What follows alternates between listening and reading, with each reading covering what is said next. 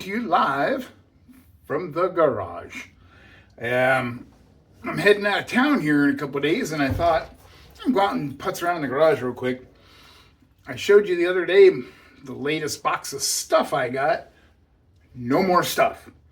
And in it was that nesting screwdriver. Well, I went ahead and there was some rust on the end there. Took it all off, cleaned her up. Didn't make a video out of it, just basic cleanup. This thing is perfect. Like, it's like brand new. And the info is still on here. Lancaster, Pennsylvania, GAM Manufacturing Company. Near as I can figure, 1950s for this particular nesting screwdriver. It doesn't have the hammer, but it's not supposed to. It's not missing. So anyway, I just wanted to show you that real quick. But today I was going through all this stuff and I thought I want to do something different for me. And when I was in the Navy, we used a lot of this brand, Xcelite, in the electronics shop. I wasn't a huge fan. It seems like they're more popular now. When you take the cover off, it has the mange. But the funny part is, the handles are like brand new. I probably won't even, I mean, I might wipe them down with a little polish. It's the mange is on the metal. Look at that. So I thought, well, let's get the box and the plastic handle clean, soaking in some soapy water, and see if we can't do some justice to these handles, or to these screwdrivers. Again, look at that. It's just disgusting. And it stinks, but it's not on the handle. Thought maybe some of y'all might have seen that before. I don't know. And also the center divider in the box comes out. So there's a lot of grime in there. So I'm going to run down and put this in the deep sink with some soap, and we'll see if we can make that less yellow, and we'll come back and do the other part.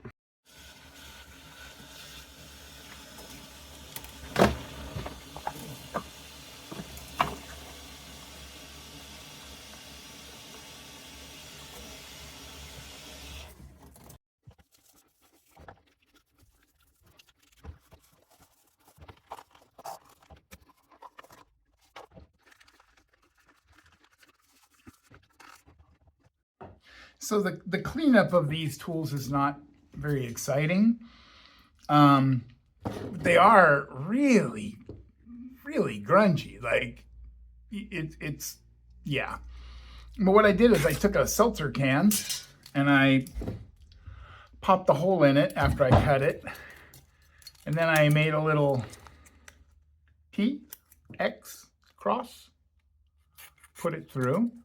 I'll put a little bit of duct tape around these, because these handles, back up, these handles are in such great condition. I don't want to risk hitting them with any wire wheel, and I'll probably only use the Dremel wheel on them. But by doing this and a little bit of duct tape, or whatever tape I got over there, I think I got some duct tape, I won't hit it by accident, and I can just focus on this, and it'll get me down to right there. It'll be perfect. Trust me. Do you trust me? Let's go see. Okay, I did one without you. This is how it came out, and there's before and after. I never can tell if that's coming in good. But what I did, I started with the skinniest one. Let's see, who's the next skinniest? This Phillips. I put it through my little contraption here because I figured the hole's going to keep getting bigger, or I can make a new one. I wrapped it up tight. I went after it. This is a Chicago Electric. There's a reason I'm showing you this, and I'm not going to show you the whole thing. I went over it with this. You get the idea. When I got it down to where I liked it, I took this guy, little Hyper Tough. I think it's a Walmart. I got it to trim my dog's nails, and she said nope. And I got in with this tight, and I'll probably use it to get in here with the Phillips part. And then I went to my little Wen polishing and polished it with some flits. And I did that all while it was wrapped in this. Then I took this off and went in and lightly by hand touched up the very, very base. It didn't need much. This way I can leave it, if I went through and did all of them with this and then all of them with it, it would just be, so anyway. Let me fast forward and show you.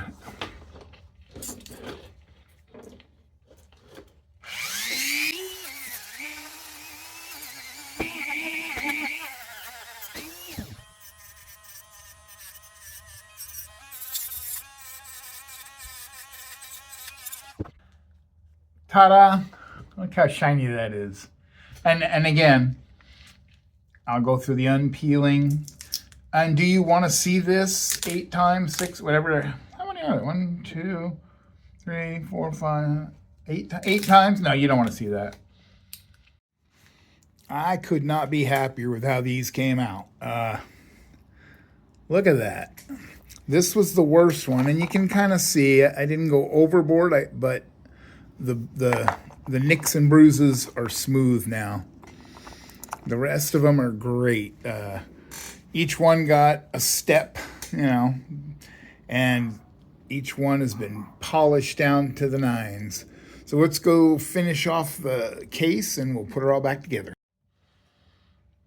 Okay, I don't know if you've ever had one of these little Xcelite sets, but I've never noticed this before. And like I said, we had these they were everywhere in the Navy, in the electronics shop. But the handle that these go in, to give you a little, you know, I never noticed it's not a handle. It's the Xcelite TA2 torque amplifier. It's got its own part number. And it shined up beautiful. Now, as I said, the mange on these was strictly located on the metal, and it was pitted, and it stunk like the worst of your plastic mange. But and you can even see, I got the yellow one. Down inside on the metal, you can still see that there's mange in there. There you go, that's a pretty good shot. But none on the plastic. None on any of the plastic. Now these sit in the case like this, right? The thing I noticed about the case is that the top, where the metal is, has yellowed and discolored. The bottom and the spacer that goes in between them has not. Is it related? To the mange? I don't know. Does it smell a lot better now? Yes, it does. Am I going to put it all back together and call it a day? Well, yes, I am. But I thought that was interesting, and I did do some plastics on this and some Dawn detergent, and I left it out in the sun. But I don't want to go hog wild on chemicals because it's plastic, it's old, and it's going to break down. Yeah, I dropped it on the ground. But anyway, this is our PS88 Xcelite toolkit, all cleaned up, ready to go. And much, much better smelling for now. We'll see how long it lasts. Real quick, I want to give you, let me show you. I've gotten real busy in the last month, but the lathe has become a staging area for things.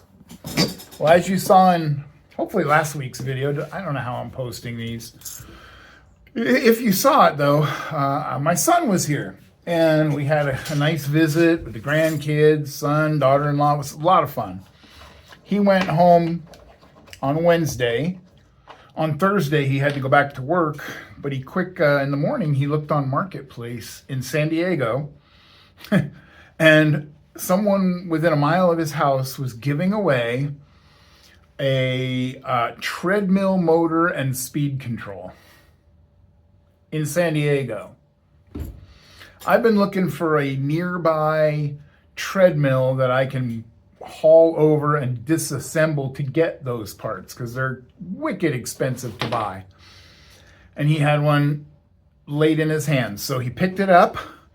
He's gonna disassemble it. It's partially hooked up. So he's gonna we're gonna FaceTime, and I'll give him the years of my electronic wisdom and his mechanical abilities. We'll get it disassembled. We'll get the motor and speed control on its way up, and hopefully, depending on the age and the anyway, hopefully we can convert it to just a potentiometer speed control. But it doesn't matter.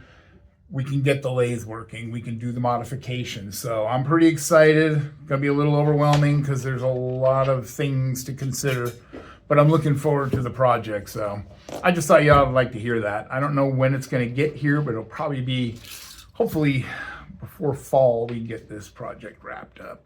And I'm back to doing some little bit of turning here and there. Anyway, thanks for being here, and we will see you next week. Bye now.